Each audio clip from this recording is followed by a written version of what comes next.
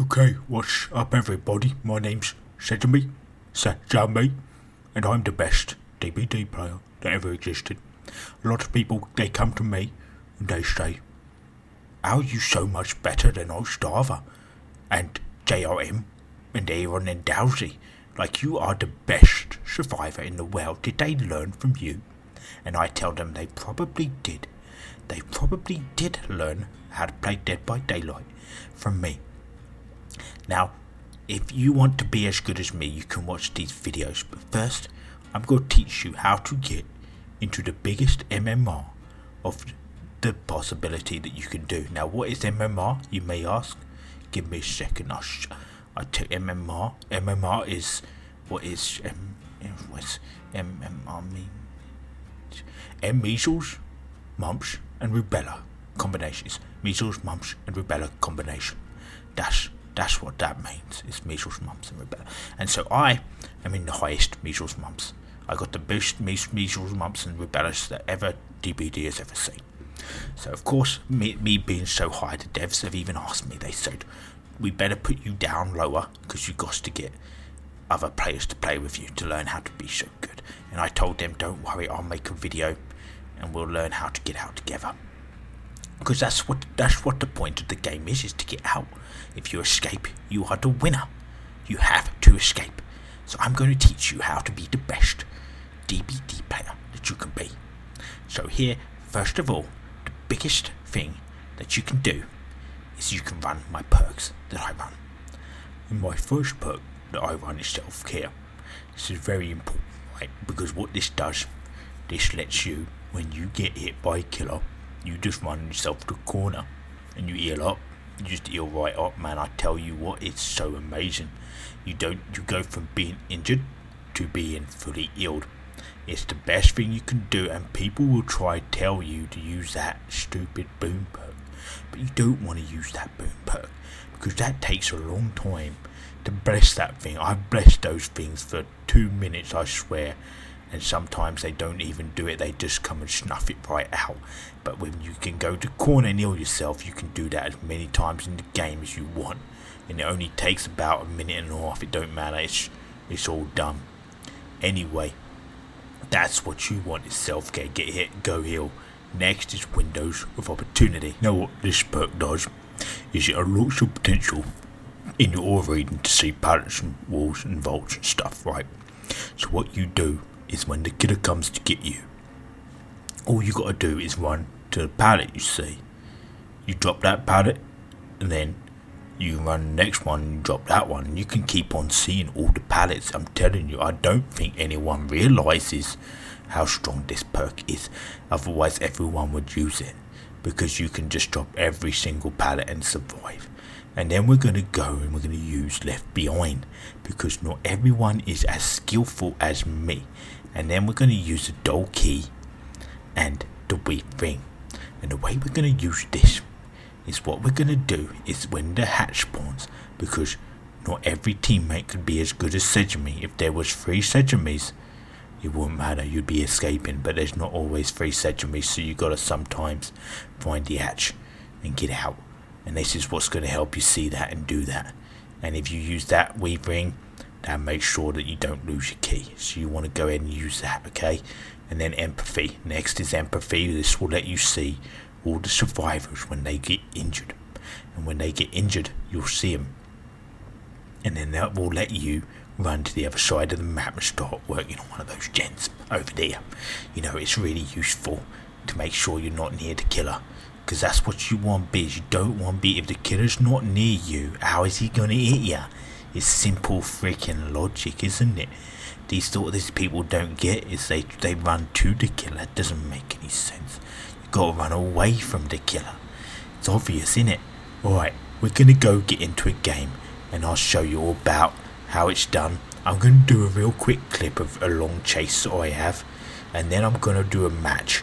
And I'm going to describe how my skills are put to use in that match and how I escape every time using these skills. So here's the first match that we're going to do. We run to this pallet and then we drop him on his head.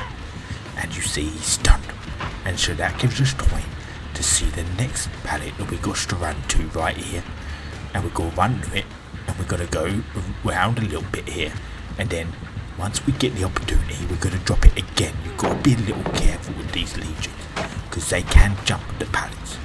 So you've got to try and wait at the pallet like this, and then drop it just like that. And you can do this for about, there's probably like 10 to 15 pallets on the match, on the whole map that you can use. And I was so good in this map. Look, there's 3 gens. There's only 3 gens left, and I've dropped like 7 pallets already. That's how good I am. Look, and there's another one. That's about number 8, and we're going to go run to the next one, and we'll go drop this one too. You can wait. You can just wait there. I just wanted to wait at the corner, thinking I could hide, but I couldn't. So we're going to run around it one time, and then we're going to drop it when it least expects it, and then we're going to go run to the next one. I just wanted to show this clip to everybody so they could see how you drop pallets before the next match, because the next match I do so much good in. Okay, here we go. This is going to be the main event right here. So this is Shelter Woods in Wimbledon Estate. So already we see we got one guy that has no mirror. That's good, because then we can watch where he is and if he's getting chased. And we're going to hide by a pallet. Oh crap, there's a survivors that sees us, so we're going to go to this side, because we don't want them to see us. So we're going to be by this pallet, right? And then if the killer doesn't come, we can maybe sneak behind this rock and slowly towards the generator.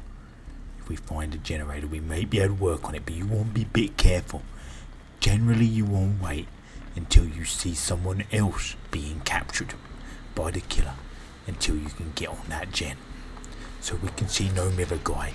He's running. I bet that killer's over there, so that's why I got on this gen. Look at that. Someone just got hooked. So, now we've got to decide if we're going to save him. This is going to depend if the killer's over there. So we're going to run over this way. And what we do is we're going to go get there. So we notice someone else got him, and we notice someone down there. So we know if we go over here, we'll be definitely safe. Ideally, we need to get inside a locker, because what's going to happen is he could have barbecue and chili, and if he's got that barbecue and chili, he's going to find where you are, and you don't want him to find you yet, because if he finds you, you never know if you're going to get downed. That's not good. So we can already see they go in the basement, which means they are basically dead to us. We don't want to go save them from the basement. That is a very bad idea. That is a very bad idea if you want to live. So we got our one gen done. We're going to go round. We're going to go look for another one. Right now we can basically run around a little bit. The parts you got to watch for is when you can hear the killer's terror radius. Because if you hear that killer's terror radius, you need to get in the other direction. And with this killer in particular, when you hear that sound that you've just heard, that means he's teleporting. So you want to hide behind a rock like this, and you want to be safe. Give it a few seconds and then go work on your gen. And here we work on the gen, and we can hear him attacking another survivor, which is okay because it means he's not attacking you. And that's the plan. So you just need to use the other survivors as shields so you can get out, because remember, that is how you become the best player in the game. So okay, we're going to go hide behind rock because he's getting a bit dangerously close to us right now.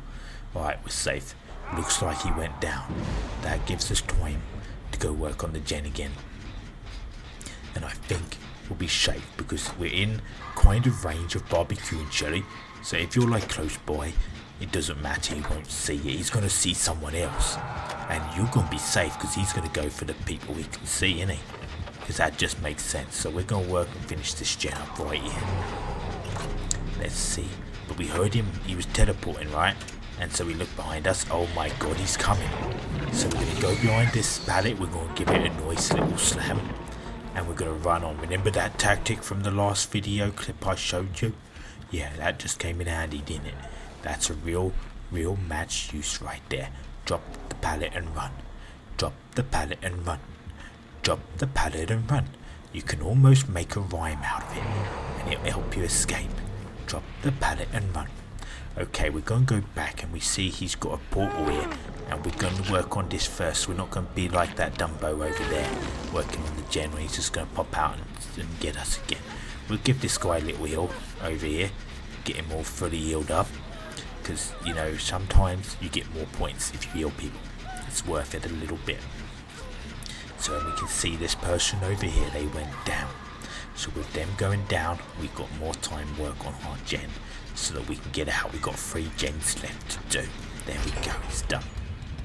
So that person's got hooked over there.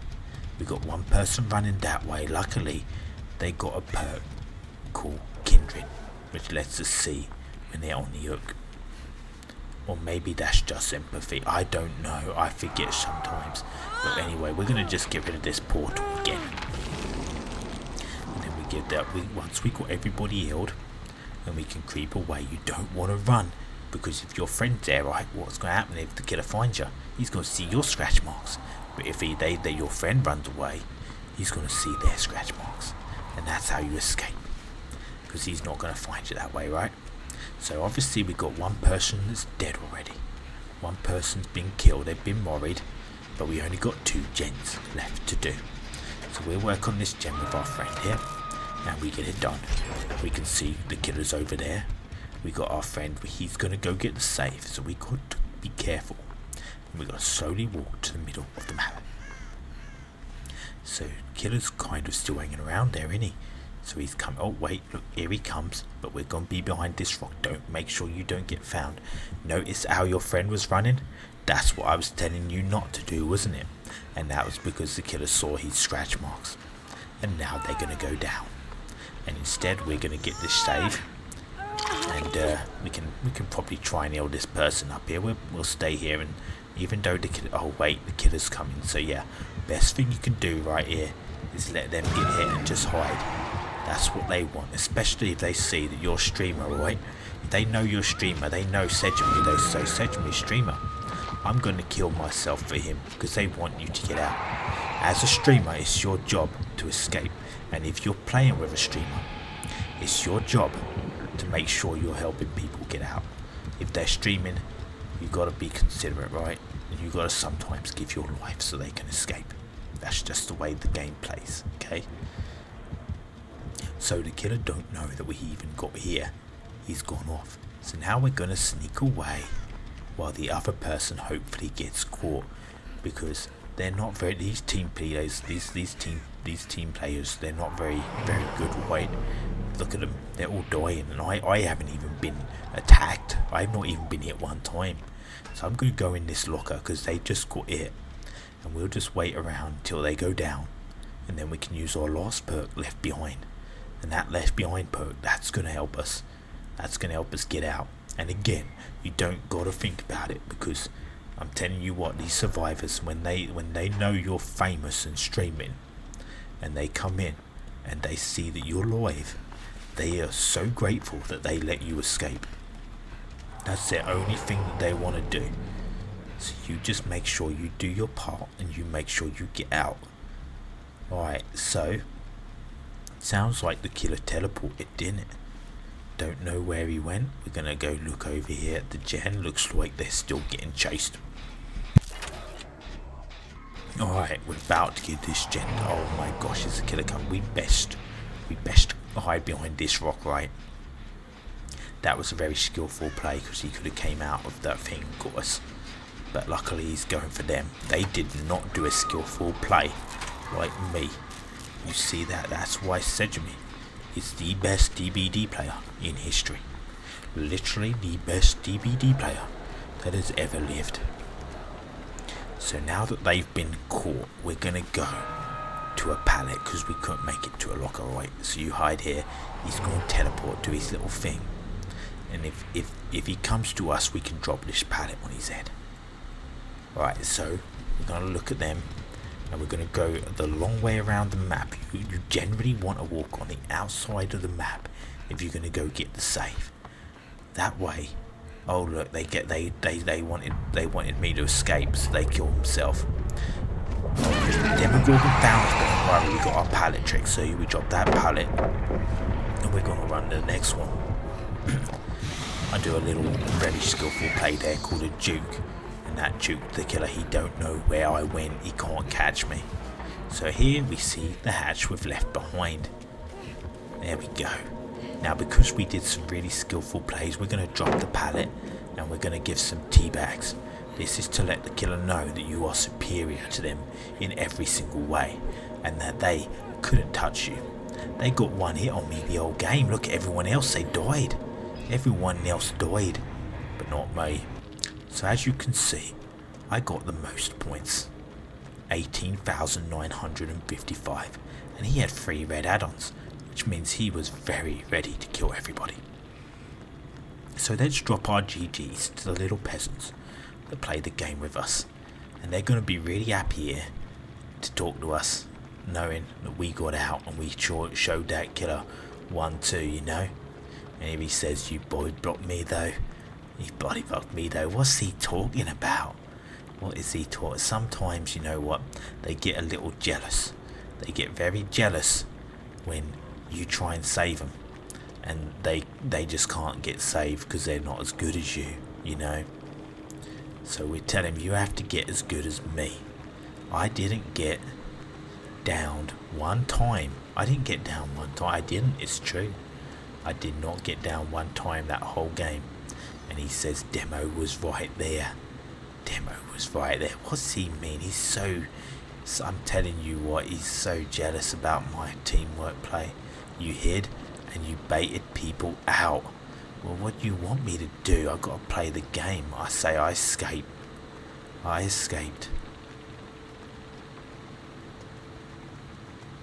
Let's see what he's gonna say now to that, because you can't argue with logic, can you? You wouldn't let me run, and you got me killed, LMAO. That's not what happened at all. I tell him that's not what happened at all.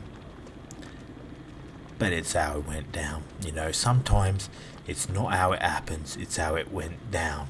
Because it didn't go down like that, but it happened like that, right? You know what I mean. I unhooked and healed. I healed it.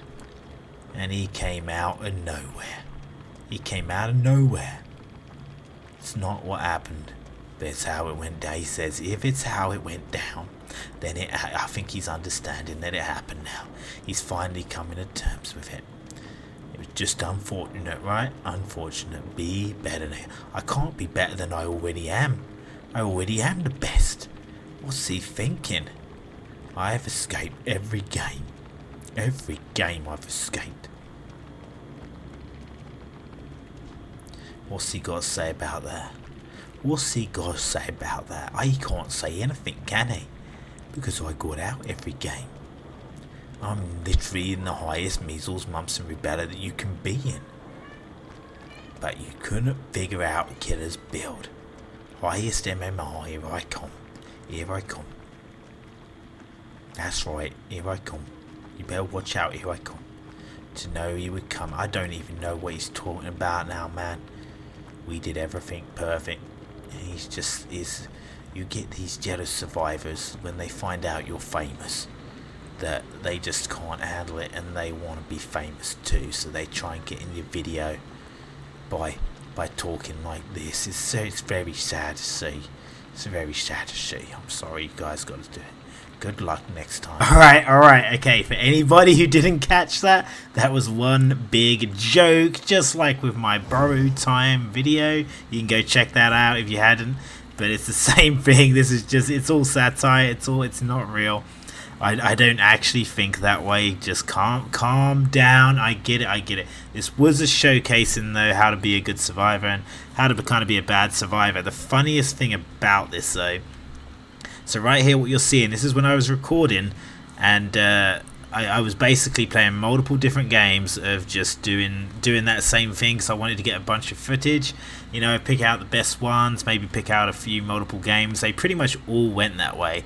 Anyway, what ended up happening was, as I loaded into the game, we ended up meeting someone that I actually follow, a Twitch streamer.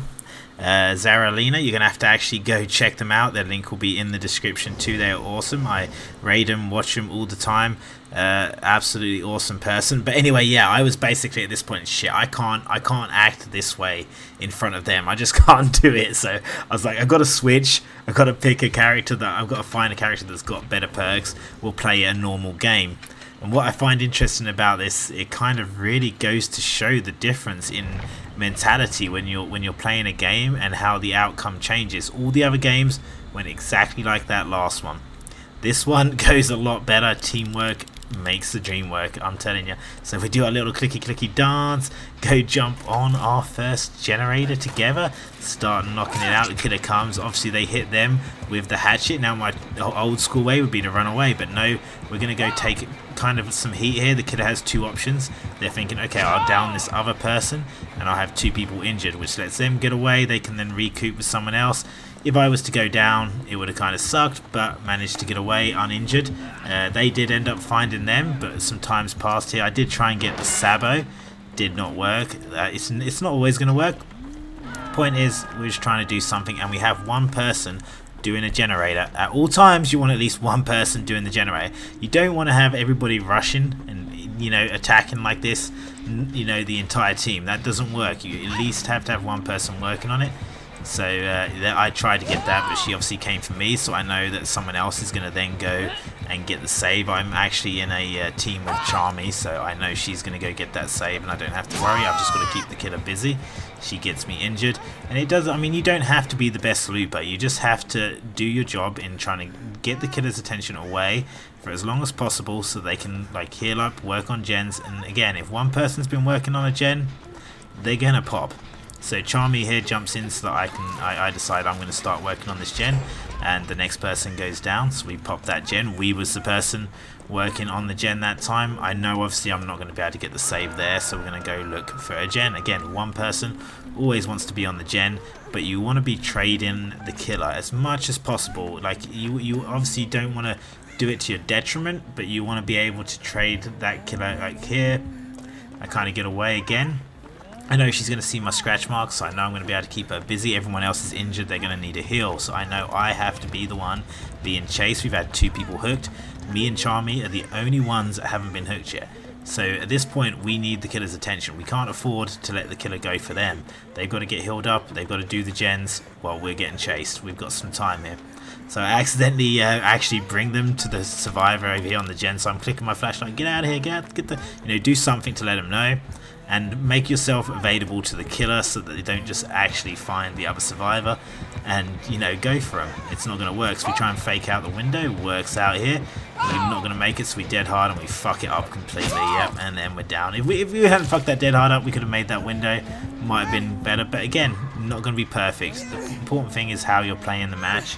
And as a team, trading off. And you can do that with randoms. These are essentially randoms. Like me and Charmy are together. I know this person, but like we're not talking or anything. So I get unhurt, get healed up, we do another heal, everyone's good. We see that Zaralina is being chased by the killer, which that's not great. Charmy's the only one that's not been hooked, so she's now running in. You can see her going. She's going to try and save her and take the killer, because we need Charmy to be hooked next. You've got to try and get this rotation down as best as you can. You can't always force it like this. The killer's like, nope, I know what's happening, I'm not going to let it go. We know the other person's on the gen, so we've got some time to mess around here. They go down. I'm going to try and make sure she doesn't get picked up no matter what, you know, so I'm going to make myself seen by the killer. They don't decide to chase me. They go for the pickup, which works out in our favor, so we do have a flashlight. Boom.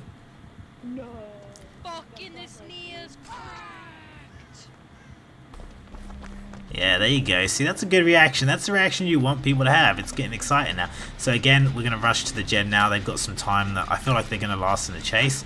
And they actually show up at the gen. They work on the gen instead of getting healed. We know we've got to pop these gens out. We've only got one done so far.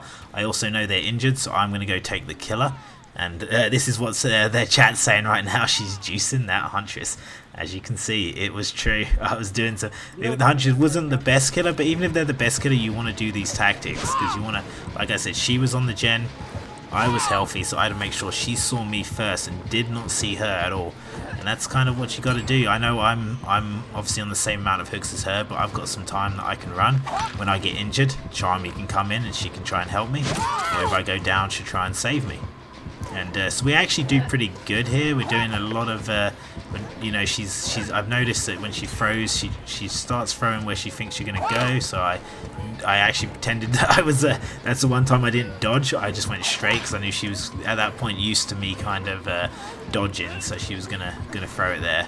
But I know I'm not like looking behind me. A lot of people do, and I do generally. And I dropped this pad. Okay, calm down. I get it. I dropped the paddock just like in the video. I dropped the paddock. I don't usually do that, but the fact is, we've got one gen left. There was a corner. If she comes around with that hatchet, she's gonna throw it. By the time the animation's done, it wouldn't help me. But I knew, with that one gen, I could just drop that fast just to get out of there.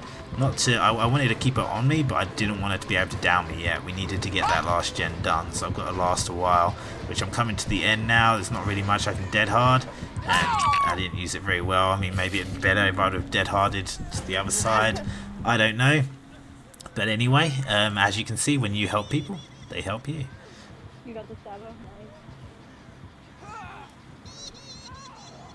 And they're very happy about it, obviously.